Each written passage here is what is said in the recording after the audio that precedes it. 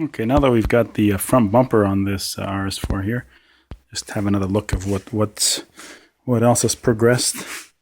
I originally had these intercoolers perpendicular to the frame rails, but now they're angled back a few degrees, and that's because the fog lights here would not clear on the bumper. They were hitting the core right in this corner here, so just kind of pushed it back about 3/4 of an inch here on the back. You can see where the hole was and where I have drilled a new hole there. Something just hanging there. What else? Got the front the radiator intercooler or intercoolers, sorry, oil cooler, power steering cooler, all that in here.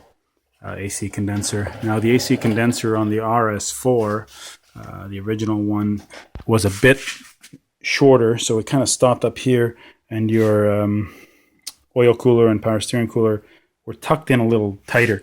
You can kind of see here, I've got the stock bracket that was in this location here, and it was, it was inboard about an inch from where it is now.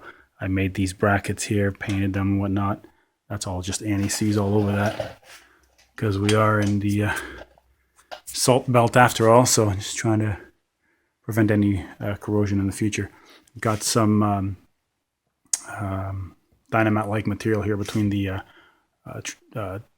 power steering cooler and oil cooler, because this whole thing is out a bit further, so in order for it to not hit the bumper, I've just sort of pushed everything back as much as I could, so leave a little bit of clearance to the bumper.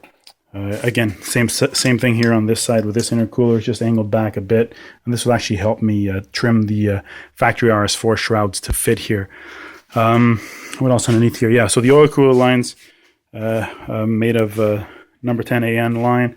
Just waiting for some stainless steel cushion clamps here to tie this down nicely here, make it all pretty. On the RS4, the original lines came and ran through this hole here. You see to the right side of the RS4's engine block, right kind of where the alternator is, but on this side being on the 2.7T, being that the oil filter's on this side, that's where everything's got to go.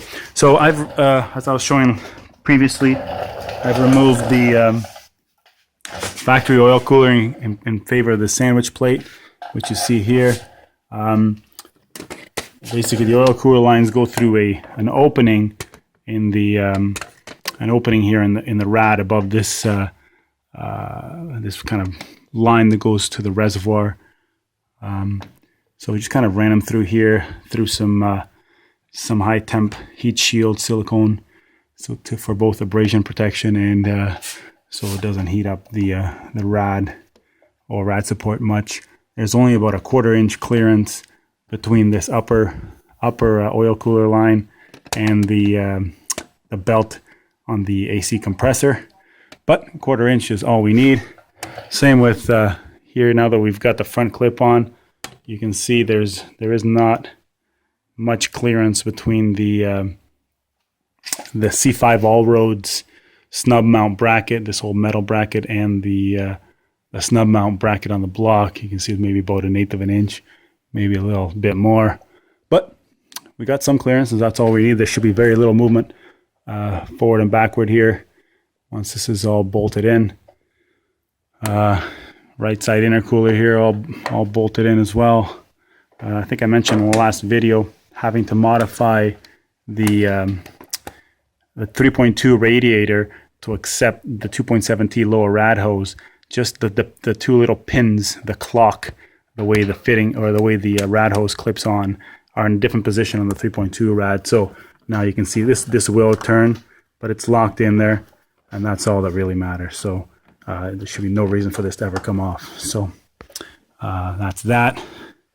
Again, I removed the pipe that normally runs along the front here of the of 2.7T at the same time that I removed the factory cooler. Now this pipe here that you see kind of runs up just in front of the APR bipipe, which you see up top there. We're going to put some protection sleeving on that hose for both abrasion. Well, this is just more for abrasion than anything else. You can see some paint that's kind of dripped down here from when I trimmed the top of the rails. As for AC lines, these are the 3-liter AC lines.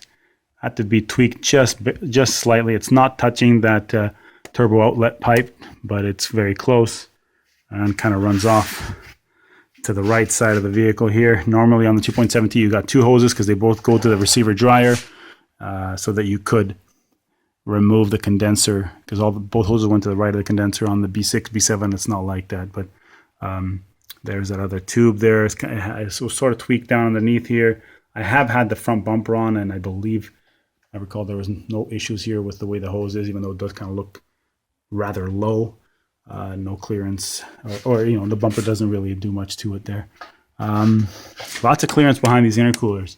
That's one great thing about this, and it's not unique to the RS4 wide body, but definitely the wide body does give it a little more room in the front. We'll go up top here.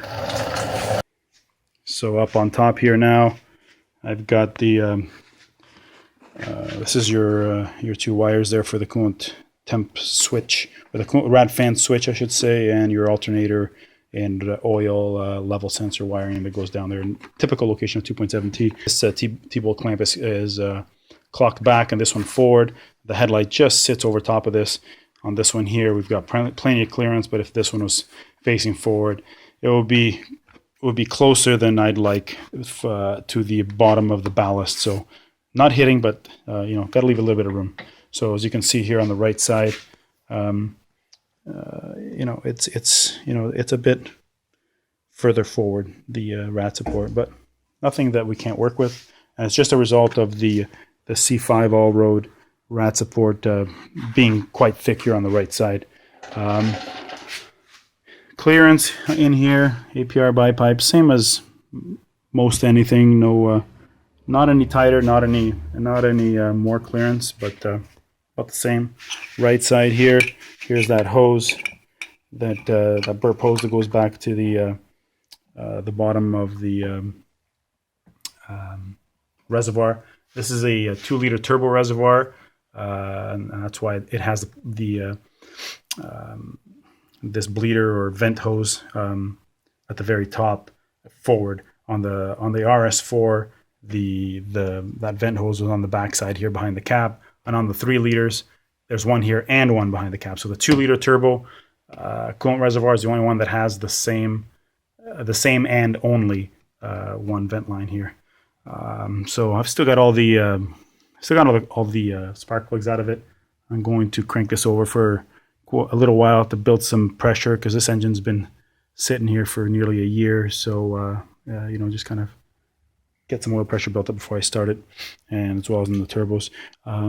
There's your power steering suction hose, and a couple other your AC compressor wiring right there, just up against the turbo inlet pipe, as well as the oil pressure sensor wire. I kind of just rerouted that stuff up here, just try to keep it off. The oil sensor wire that was here was all brittle because it's just always resting against the valve cover. So I just kind of made a little thing here to just keep it off. Just a little extra heat, or a little less heat is good. So yeah, what else? I think that's about it. Here's the custom brackets I made in order to mount the oil cooler in front of instead of underneath the condenser. So there it is, and everything fits well. I retapped the inside of these. These were M26 threads for the factory oil cooler lines. I've tapped the inside of it and got some NPT on the inside, because these threads got all damaged from the steel fitting on there. I just couldn't take it off without marking the threads a bit. So it's NPT inside now, going to number 10 AN, and then number 10 AN everywhere. So yeah, looking underneath the car, exhaust all hooked up.